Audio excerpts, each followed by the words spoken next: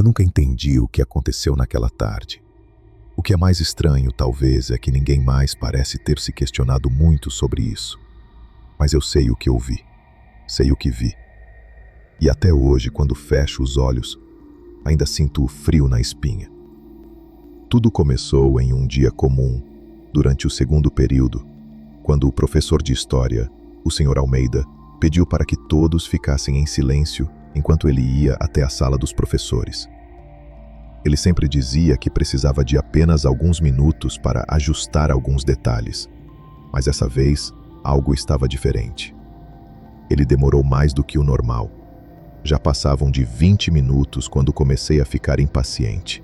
Quando dei uma olhada ao redor, percebi que não era só eu. Todos na sala estavam agitados, mexendo no celular, cochichando entre si. O tempo parecia estar se arrastando. Eu fui o primeiro a me levantar. Aproveitei o momento de distração e fui até a janela. Olhei para o corredor, esperando ver o Sr. Almeida voltando apressado, mas não o vi.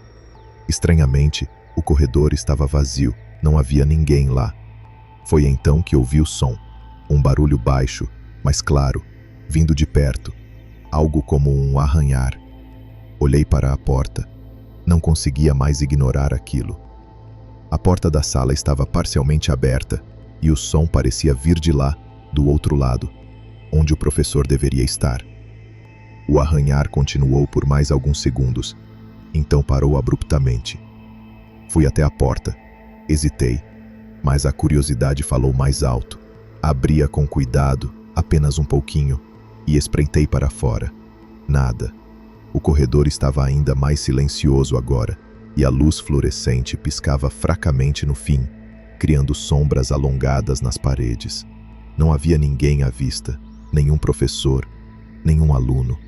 Eu estava prestes a voltar para a sala quando percebi algo que me fez gelar. Uma das portas da sala de professores estava entreaberta. Não era comum, aquela porta sempre ficava trancada.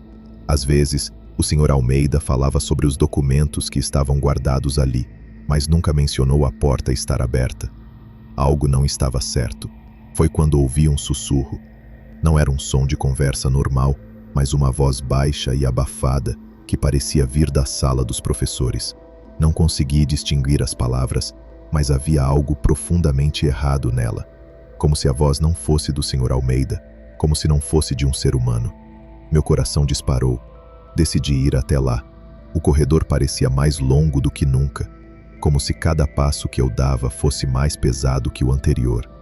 A luz fluorescente piscava ainda mais forte, quase como se quisesse me avisar de algo. Aproximei-me da porta da sala dos professores e antes que pudesse decidir o que fazer, a porta se abriu sozinha. Um estalo alto e estridente ecoou pelo corredor. Meu corpo se congelou de medo. A luz da sala dos professores estava apagada, mas a sombra da porta aberta me deixava com uma sensação de desconforto crescente. Decidi entrar. Dentro da sala, tudo estava quieto, não havia sinais do Sr. Almeida, mas uma estranha sensação de presença me envolvia. O ar estava pesado, como se alguém estivesse me observando de algum lugar. Eu não queria ficar ali por muito tempo, mas algo me impedia de ir embora. Então, quando olhei para a mesa do professor, percebi que o celular dele estava ali. Eu sabia que ele o carregava o tempo todo, mas o que me chocou foi o que estava na tela. A tela estava acesa e havia uma mensagem nova. Era da esposa dele, mas o que me deixou arrepiado foi o conteúdo da mensagem. Onde você está? O que aconteceu com você? O sinal está cortado desde ontem. Eu li e reli aquela mensagem, sentindo o pavor aumentar dentro de mim. Não conseguia entender. O Sr. Almeida estava na escola, estava bem ali, mas a esposa dele dizia que ele não estava em casa e que o telefone estava cortado desde o dia anterior. Como isso era possível? De repente, eu ouvi o som novamente, o arranhar, mas agora era mais forte. Vinha de trás da sala, de um dos armários. Eu sabia que não deveria investigar, mas a sensação de que algo estava profundamente errado me empurrou para a frente. Com a mão trêmula, fui até o armário. Quando o abri, uma onda de ar frio me atingiu. Estava vazio, exceto por um único item, uma jaqueta do Sr. Almeida, pendurada ali, com um pedaço de papel amassado no bolso. Eu quase desmaiei de pavor quando vi o que estava escrito no papel. Era uma única palavra: fuja. Nesse momento, a porta se fechou com um estrondo. As luzes começaram a piscar ainda mais rápido, até que se apagaram completamente. Eu estava imerso em uma escuridão densa. A única coisa que eu podia ouvir era o som de minha respiração ofegante. Não sabia se deveria gritar ou correr. A única coisa que eu sabia era que eu não estava mais sozinho. E então, eu ouvi os passos. Eles vinham em minha direção, arrastando-se lentamente, como se a pessoa estivesse arrastando os pés. Eu sabia que não era o Sr. Almeida. Não era mais ele. E até hoje, ninguém voltou a ver o Sr. Almeida. As investigações nunca deram em nada. A escola se calou sobre o incidente e todos esqueceram rápido. Mas eu não consigo esquecer o que eu vi naquela sala, o que senti naquele momento. E ainda hoje, quando me vejo no corredor da escola, às vezes, acho que posso ouvir aqueles mesmos passos atrás de mim. Eu nunca acreditei que uma sala de aula pudesse parecer viva, até a noite em que vi as carteiras se movendo sozinhas. Era meu último ano, poucas semanas antes da formatura, e eu tinha acabado de fazer uma prova de recuperação depois das aulas. A professora, Dona Helena, me entregou a folha, desejou boa sorte e foi embora. Lembro que ela parou na porta e disse para eu apagar as luzes quando terminasse, porque o zelador não viria naquela noite. A sala era a B118, uma sala sem janelas, no fim do corredor antigo da escola. Aquele corredor sempre era mais frio que o resto do prédio, com lâmpadas fluorescentes que zumbiam como um enxame de abelhas. Eu já tinha estado naquela sala várias vezes, mas por algum motivo, sentado ali sozinho com o som das luzes e o eco da minha própria respiração, parecia diferente. Arrumei minhas coisas rápido, mas quando me levantei para ir embora, ouvi um som, suave, metálico, como o arrastar das pernas de uma cadeira pelo chão de linóleo. Congelei, olhando ao redor. Todas as cadeiras estavam exatamente no lugar. Tentei me convencer de que estava imaginando coisas e apaguei a luz. Assim que a sala ficou no escuro, juro por Deus, ouvi outro arrastar, mais alto dessa vez, como se alguém estivesse puxando a cadeira bem devagar pelo chão. Tateei o interruptor e acendi a luz. A carteira mais distante tinha se mexido. Só um pouco, talvez uns 60 centímetros fora do lugar, virada para o centro da sala. Meu estômago afundou. Não havia ninguém no corredor, nenhum som de passos. Apenas silêncio. Dei uma risada nervosa e falei em voz alta: Ok, isso é estranho. Minha voz saiu trêmula e mal preencheu o ar pesado da sala. Tentei me convencer de que a cadeira devia estar assim desde o início. Dessa vez deixei a luz acesa enquanto caminhava até a porta. Foi quando notei algo no quadro branco que não estava lá antes. Uma única palavra, escrita em marcador preto, em letras enormes. Fique. Congelei. O quadro estava limpo quando fiz a prova, tenho certeza. Meu coração disparou tanto que eu ouvia nos ouvidos. Olhei em volta procurando uma caneta, qualquer coisa que explicasse aquilo, mas todas estavam no suporte, com a tampa no lugar. Peguei minha mochila e corri. O corredor estava completamente silencioso. O barulho dos meus passos ecoava tão alto que parecia que alguém me seguia. Não ousei olhar para trás até chegar nas portas duplas que levavam para fora do corredor antigo. Quando finalmente olhei por cima do ombro, meu sangue gelou. A porta da sala, B118, estava escancarada. E todas as carteiras tinham sido movidas, formando um círculo No dia seguinte, a escola inteira comentava outra coisa. Um boato de que um aluno tinha sido levado para o hospital. Ninguém sabia o motivo. Na hora do almoço, não aguentei e contei para meu melhor amigo Ryan o que aconteceu. Ele não riu. Ao contrário, ficou pálido. Você ficou na B118 à noite? Perguntou. Fiquei. Por quê? Ele se aproximou como se não quisesse que ninguém ouvisse. Você sabe da pegadinha, né? Balancei a cabeça. Ele contou que, nos anos 90, uns formandos acharam engraçado trancar um garoto naquela sala durante a noite como trote. Quando voltaram na manhã seguinte, ele estava morto. Ninguém sabe exatamente como.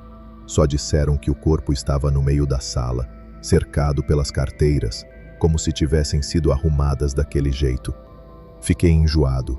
Minhas mãos tremiam sem parar. Naquela noite, não consegui dormir. Toda vez que fechava os olhos, via aquelas carteiras, aquela palavra no quadro. Por volta da meia-noite, recebi uma mensagem de um número desconhecido, sem nome, sem foto, só uma palavra: fique. Fiquei encarando o celular até a tela apagar. Meu peito apertou tanto que mal conseguia respirar. Respondi: quem é? 3 pontinhos apareceram. Ficaram lá por uma eternidade. Então veio a resposta: você deixou a luz acesa. Na manhã seguinte, passei de carro pela escola antes do amanhecer. Do estacionamento, dava para ver direto o corredor do prédio antigo. As luzes da B-118 estavam acesas, e na janelinha da porta, juro que vi uma sombra se mover antes de eu acelerar e ir embora. Mas a pior parte, a escola estava trancada. Ninguém deveria estar lá dentro, e quem, ou o que, estava naquela sala, queria que eu voltasse. Eu nunca voltei. Mas às vezes, tarde da noite, ainda recebo mensagens. Sempre a mesma palavra: fique. Depois da aula para terminar uma prova. Mas eu não estava sozinho. Eu me lembro do som do relógio atrás de mim. Alto, rítmico, errado. Como se estivesse contando os segundos até algo que só ele sabia que ia acontecer. E então, a porta da sala se fechou sozinha. Eu não tinha nem tocado nela. Isso aconteceu no meu 2º ano do ensino médio, durante as provas finais. Eu tinha perdido a prova de história no dia anterior porque estava doente, e o professor, Sr. Ricardo, disse que eu podia ficar depois da aula na sexta-feira para fazer a prova em silêncio. Ele comentou que estaria na sala dos professores e que eu podia deixar a prova na mesa dele quando terminasse. Parecia simples. Os corredores estavam quase vazios quando o sinal tocou pela última vez. Alguns alunos ainda estavam nos armários. Mas quando voltei para a sala 23D6, o prédio já tinha aquele silêncio estranho que as escolas têm quando estão quase vazias, como se o lugar estivesse dormindo, mas ainda assim vigiando. Dentro da sala já estava escuro. As luzes do teto costumavam piscar, então eu deixei apagado e usei a luz do pôr do sol entrando pelas janelas altas. Sentei na minha carteira de sempre. O Sr. Ricardo tinha deixado a prova na mesa da frente, como disse, e comecei a responder. Uns 15 minutos depois, eu ouvi alguma coisa. Não foi alto, nem claro. Só um movimento, como o som suave de alguém caminhando devagar pela sala atrás de mim. Me virei. Ninguém. Pensei que devia ser o prédio fazendo barulho. Canos velhos, sistema de aquecimento, essas coisas.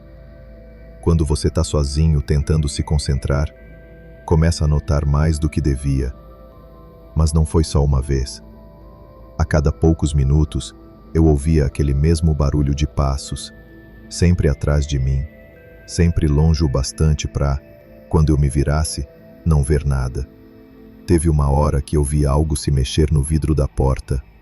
Olhei rápido, com o coração acelerado. Nada, só o corredor vazio. Tentei rir da situação.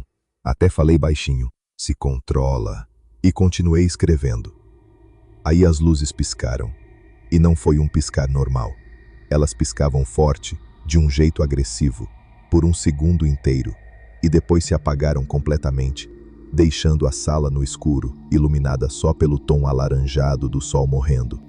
Meu estômago afundou. Olhei para o corredor de novo, torcendo para ver mais alguém por perto. Mas lá fora também estava escuro. Peguei o celular. Eram 16h27. Os faxineiros só começavam às 17h30.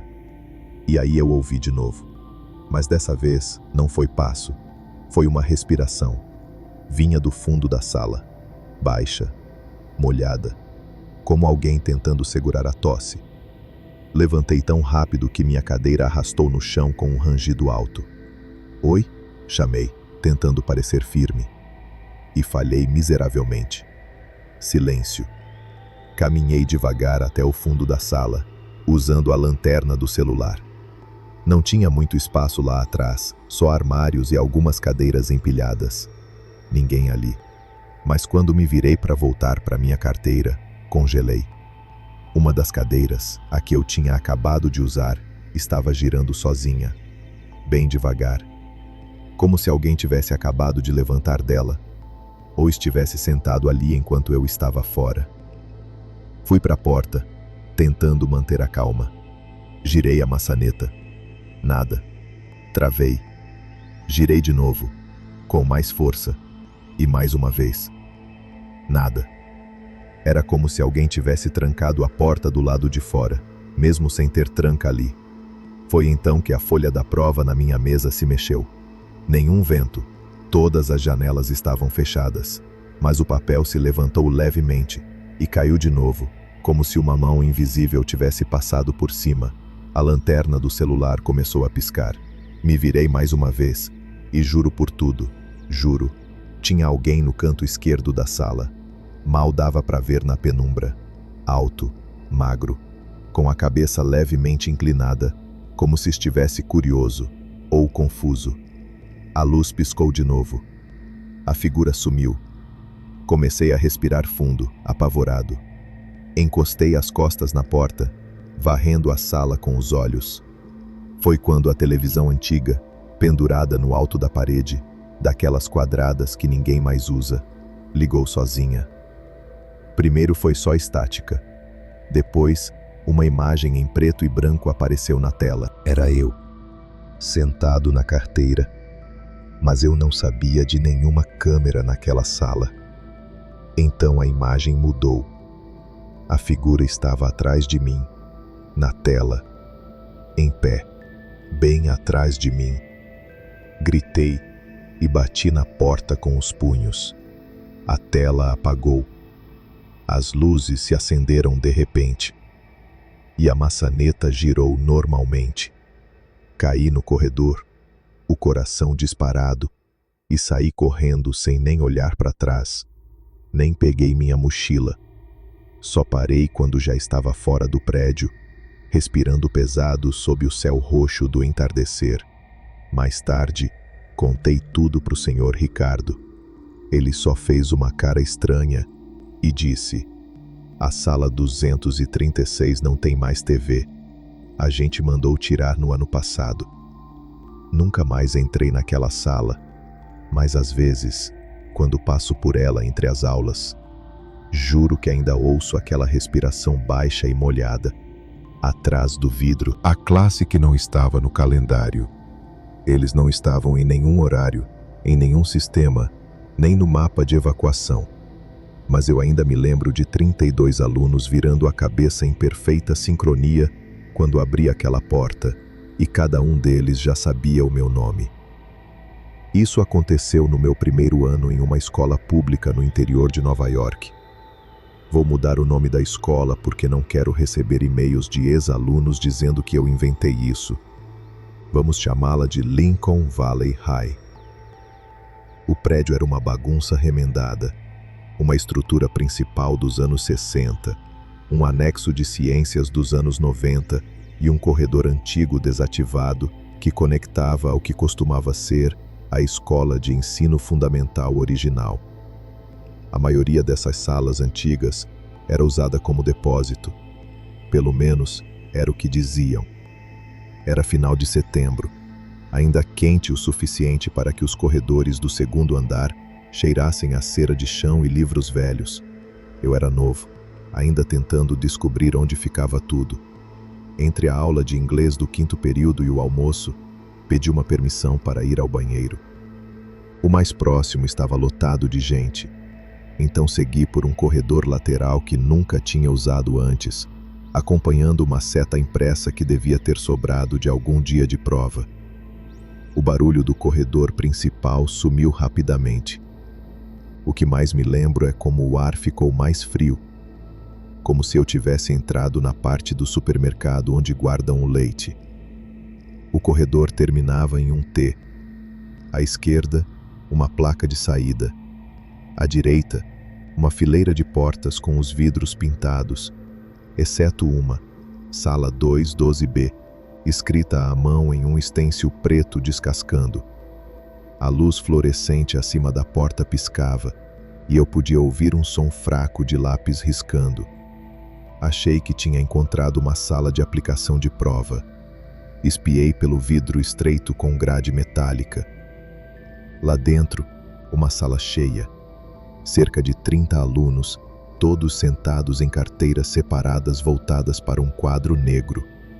Nada de pôsteres, quadro digital ou carrinho com projetor.